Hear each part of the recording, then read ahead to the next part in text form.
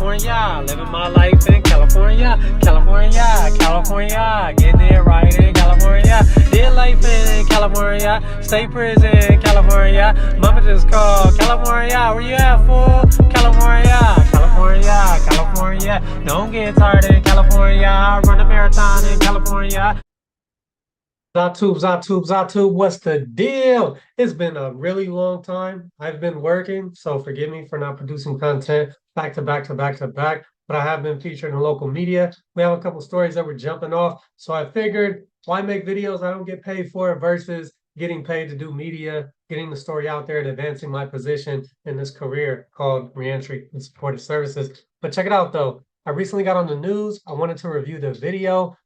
Don't mind the beat in the background. I'm a dad, so that means I got kids. That means I'm always with my children. So that means they be jamming out. And it's cool because now their jams get to play a part in this video. But let's check it out. We're going to review this newscast, and then we're going to provide feedback. Because some of the negative comments I saw was, how come I'm a hardworking, honest citizen? Nobody pays for my education. Why do these prisoners get to have education for free, man? Get taken. And then the honest truth is, without being disrespectful, you're probably lazy. You probably weren't going to go to college anyway. How could I say that? How could a former prisoner be that entitled to say that I would be lazy? Because I was lazy. I was really lazy before I went to prison and got some discipline and got some act right. Not saying I hope you go to prison to get some act right, but the fact that we're in prison is not the reason. Well, it's kind of the motivation to go to college, but it doesn't come with additional funds that are going to pay for our school. For instance, I'm paying for school through financial aid, through student loans, and through busting my butt. And I can tell you that I worked hard in a temp agency 5 days a week while completing my associate's degree, which took 4 years. At a university, I've worked multiple jobs. I maintained 2 jobs working towards my bachelor's degree. They were 2 part-time jobs, full-time school, full-time daddy, full-time husband. I don't know what prison has to do with that, because not at one point did I get money to support me going through this adventure. I've had to pay for it. So just so you know, it's not that only because I've been to prison, I get to go to school. It's because I'm working really, really hard. I may have the extra motivation of having a felony, so knowing I need to up my game. But what that means for you is that you could do it too, even if you've never been to prison. You can come to college. You could apply for FAFSA as long as you make, I believe, under $90,000, or your parents make under around $90,000 a year, and you don't make over that amount. If you're an adult already in the workforce, then you qualify for financial aid. And if you spend 2 years at a community college or longer, you can rely on those FAFSA funds to pay for classes. And if you transfer to a university to complete your bachelor's, which is the point, then they will also fund your education. And then by the time you're qualified for a master's or a PhD program, you can either receive a stipend for a master's program. You could receive additional support if you have any type of disabilities. But if you go into a PhD program, they pay you to go to school, man. But you still got to work. You still got to study. For instance, today I'm doing a mad research paper, which is the hardest assignment I've had thus far in my undergraduate studies. But I jumped on YouTube to produce this content for you. So I'm working. I'm doing multiple things. I'm speaking to you. I'm working hard at school. I'm off today with my children, off of work, which I do 5 days a week, taking off today to do this tough assignment. So it's all a sacrifice. When I take off, I don't get paid. That's lost income to focus on school. So just with all that background, let's get into this video. For young people who serve time in jail, getting out and going on to college may seem unrealistic or impossible. Yeah, but thanks to a program founded by students who once served time, dozens of newly... I want to give you some insight. Pay attention to this guy. Look at his mannerisms, his hand. He's like tapping his pen on the table, the look in his face, the slight smile. It's kind of like he wants to laugh. So I'm like not sure of how he feels about these programs. And I would say that's due to a lack of knowledge of who we are and our experience and how hard we work to be here. Released inmates are now college students at UC Irvine. NBC4's Hetty Chang is in Irvine now with one man's story. Hetty. Carolyn and Michael, Shawn Khalifa has quite a remarkable story, and if you look at the statistics, here at UCI is not where he is supposed to be. Shout out Hetty Chang. Now, that's a real life reporter doing the hard work out here in Orange County for NBC LA. Shout out. Good job. Ciao, sweetie.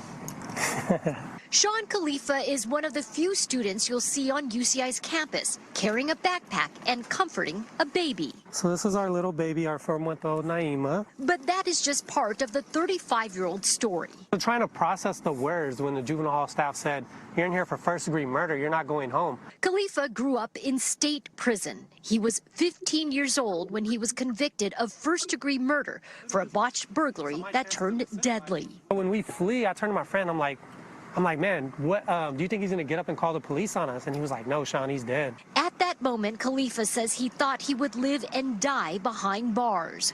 But the years he spent incarcerated, he says, gave him a lot of time to think of the person he wanted to be when he got out after serving 16 years. Just coming home didn't seem tangible. So 16 years. So I served 16 years from the age of 15 to 31 for a murder I didn't commit. So although the news title is serving time for murder, what we do in this line of work is we don't distinguish. If somebody has killed somebody, we don't keep them from coming to campus with us, kicking it with us. So just because I say I didn't actually commit the murder is not to water down those that have actually committed murder and are here with us on campus, because we love them all and we welcome them once they've changed their life, putting that work, and they're not actively killing people, because anybody could kill anybody. A random older individual could run somebody over with a car in a fit of rage and anger. Somebody could get whacked with a cane and die. People can kill people. It's human nature. It's what we've done for a long time. If we're not exhibiting constant love to love each other, that could come out. So for somebody that's made that choice, let's move forward. So you wanted to. So for somebody who's made that choice, it's not a laughing matter, but they're not continuing to kill and they don't have that malignant heart, then, we welcome you back to the university. And if you do and you slide into the university and you still kill, man, we just got to do what we did in prison, which was love everybody and just try not to get killed pretty much. But yeah, man. So I just really wanted to dig on this because a lot of people see the title, Southern California Man Pursuing Degree at UCI after serving time for murder. That's true. I served time for first-degree murder. Did I commit a murder? No. The law allowed me to be incarcerated for that. So does that make me a victim? I don't have that victim mentality, but you lock a 15-year-old up for a murder he didn't commit and make him survive our state's toughest prisons, including the Riverside County Jail, Pelican Bay State Prison, Lancaster, Ironwood. That's not a punishment. I don't know what is for 16 years. So got to give this man some credit for that and for doing well. And for those naysayers that are hating on this man, which is myself, I served a mental amount of time. I served 16 years. And in today's day and age, a youth who's 15 won't do 16 years in the adult system. They're going to stay in their county, get processed, and be released before the age of 25. So I came home at 31. Not only did I come home, I came home on parole and successfully completed a 3-year parole and busted my butt working and going to school. So I'm just saying, your negative comments, what you could do is remix it and be like, dang, somebody came through on a tough pass, busted this stuff out. I could do it too. Let me apply for FAFSA. Let me go down to my local community college and speak to the academic advisor, see if I could get enrolled, because I've never been to prison and I'm going to do this too. Make the best of your life in there. And I think that's what drove me to look towards programs. Khalifa turned to programs like the Underground Scholars Program, which gave him a path to higher education. If these programs didn't exist, you don't have something that's going to remove the barrier that's going to lead to recidivism. He is one of 44 students at UCI, all formerly incarcerated, all now pursuing their college degrees. That's right. How you doing, bro? How's it going? Good Pretty to see you. good. Good to see you. Definitely. Ryan Flacco Rising helped create the program at another UC. And he told me, like, Flacco, you can go to college. He's now pursuing his PhD in criminal justice at UCI. 95% of the people who are incarcerated are going to come home and be our neighbors. And so we got to have pathways for them to become successful neighbors and to become successful, productive community members. I think where I would be without the Underground Scholars, I would have initially been homeless in Riverside. Where I would have been from there, I have no idea. Khalifa now has 2 daughters with his Hello. wife Maria. He's finishing his sociology degree and is on track to graduate from UCI in June. This is a life, he says, his 15-year-old self could never imagine. So imagine now living that fantasy. You don't want to let it go. You don't want to let it go.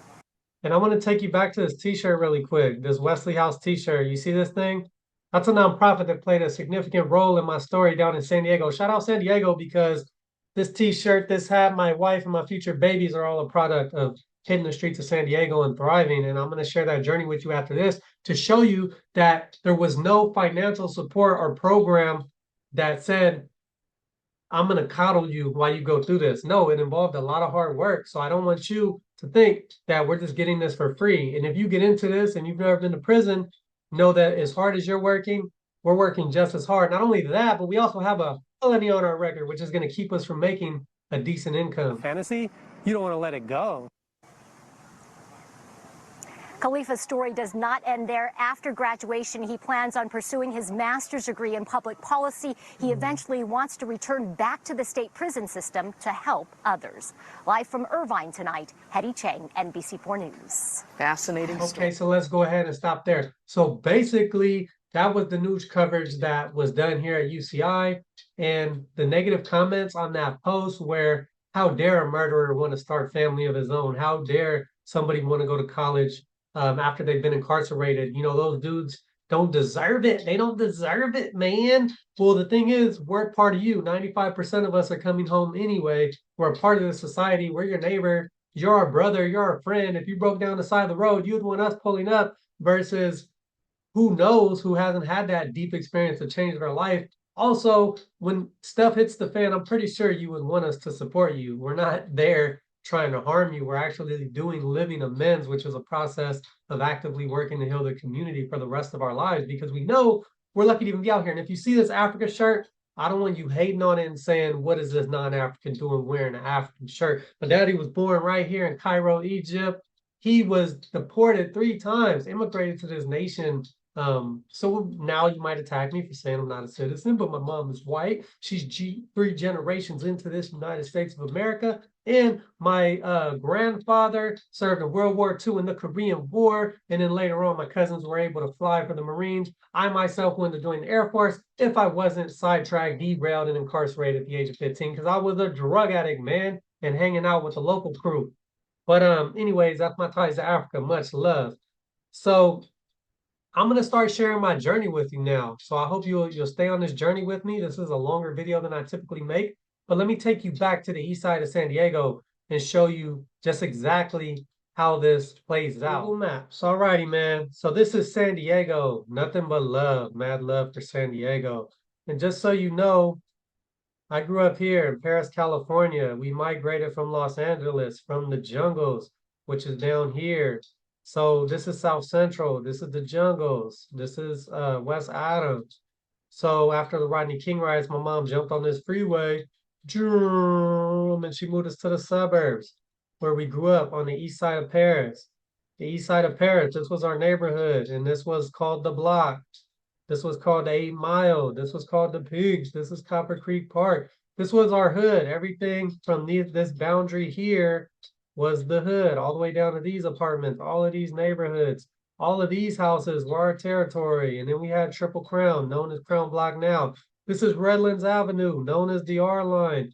This is where the Na Gang formed, where some of the homies first used to live, but now there's its own independent gang, which is pretty big in IE. So yeah, this is my hood, man. I get arrested for murder. I go to jail. I go all over the state to all kinds of prisons. But ultimately, my final destination is opening up this prison down on the border of San Diego. And I go to this program, level 2 facility. So I live in this building here. I move to this building. I spend a little time in this building. I rock it out in 24, though. That's my final destination. This is where college was at. So the volunteers would walk in, bam, hit the yard, come to college. Law changes. I can no longer be arrested for murder. I moved over to the main prison to get processed out. They walk me through this gate. They throw me in a van with no chairs. I'm sitting on the floor of a van. They drive me to the front gate where my family's waiting. They're parked out here where they pick you up. I jump in the whip, and I'm free, baby, after 16 years of a life sentence. So what happens is, vroom, vroom, vroom, my family stays in this bougie hotel over here in East Lake. Very next day, I got to report to a parole office way over here in Riverside where I have no family. So I go to the parole office in some industrial area over here where there's like an explosion of the unhoused population. The parole officer tells me, hey, man, I know that you were in San Diego. You go to college in San Diego, but you have to stay in Riverside and be homeless, bro. So I was kind of scared. So I violated parole my first day out, left the county, went to stay with my family, and picked up the phone and called the college people and said, hey, I want to go to San Diego, man. I don't want to be homeless in Riverside after this experience. They connected me with housing, got me in a beautiful Escondido. Within 3 weeks, man, I transferred down to East Dago, City Heights. Dang, do they still have my house listed? Yes, that's nuts. So I moved to this house. Why they got it listed? I don't know. I lived in the blue house here. That was my transitional housing in the middle of multiple gang territories and hoods. I love this part of San Diego. COVID was cracking, Black Lives Matter was cracking, El Super was cracking, Santana Mexican food was cracking, as well as walking down and getting the burritos over here at the taco shop at Alberto's or Alberto's. So pretty much this is where I paroled, man, to the middle of East Dago. And if you're not familiar with San Diego, this is gang territory, and this takes you down to the southeast, which is notorious. And if you happen to run into Euclid Avenue, which starts in East Dago, you don't go south. You don't go south down East Dago and end up at the corner of Euclid and Imperial, the four corners of death. So this is where you try to avoid if you don't want to get smoked or banged on, because this area is beautiful, but it's tense. There's a lot of different territories, a lot of stuff going on. But it's also going on up here. So I'm navigating this. I'm in the streets. It's a beautiful area. There is multiple shootings. There's a bus though. So check it out. The bus takes you from my house. You walk over here to the rapid bus on El Cajon Boulevard, and it takes you to where I wanted to go every day. So every day I went down El Cajon Boulevard on the 215 rapid bus. I went past the homies that kicked it in the parking lot. They would kick it at the 7-Eleven, and they would also kick it in this store parking lot. I didn't stop to say hi. I don't think they would have been that mad at me. They would have probably been like, oh, that's cool, bro. Good job coming home from a life sentence to doing good in Dago. Welcome. But I tried to stay out of the mix. You get prostitution, you get drugs, you get gang banging. But I would take the 215. I went too far. So from my house, I take the 215 up, and guess where it ends? On the beautiful campus of San Diego State University. I would hop off the bus right here, where is above San Diego's only subway trolley station. So this is what I'm doing when I'm coming home. I'm going to campus. Instead of going and kicking it in the hood, I'm kicking it here. This is my new yard. I run around the whole school. That's my track. I'm doing push-ups, working out in this field.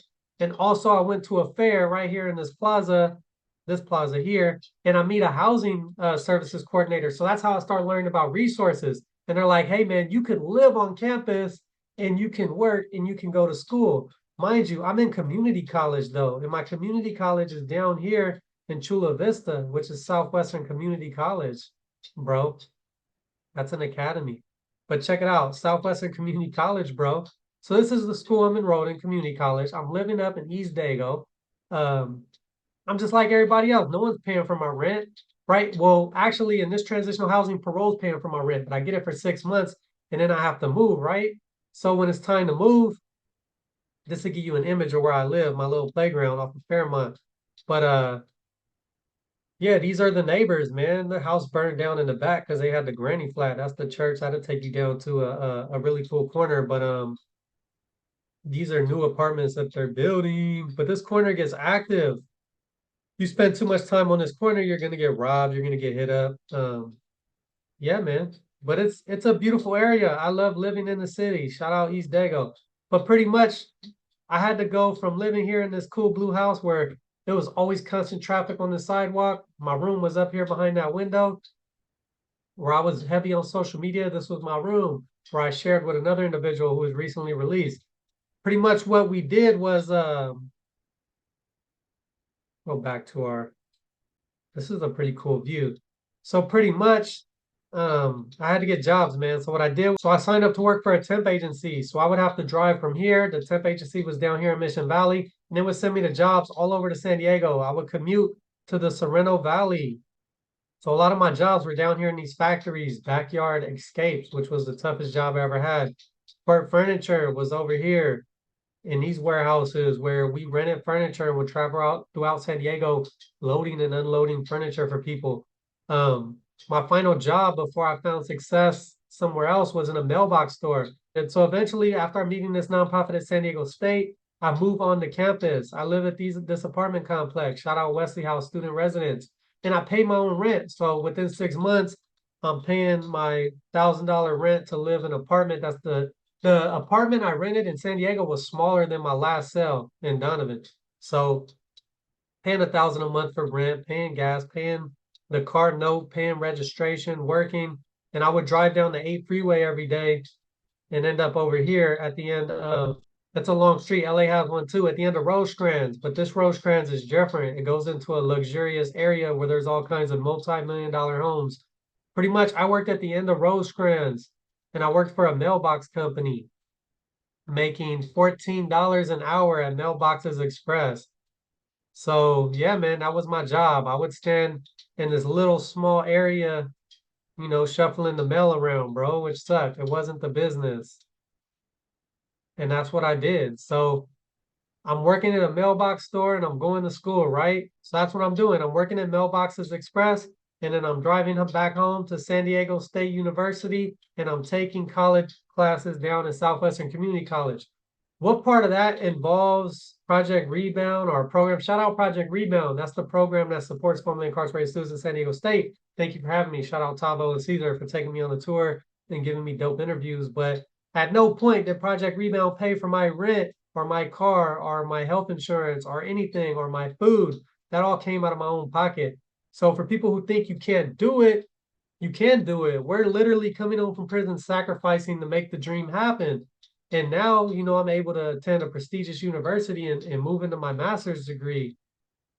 The point of sharing my journey with you in the coming up from the streets of San Diego, shout out to finding success in higher education, graduating with my bachelor's degree and going on to a master's in public policy program, is that we're working hard and we're grinding. So yes, we were in prison, we were offered higher education, but all that did was offer us the knowledge that this existed.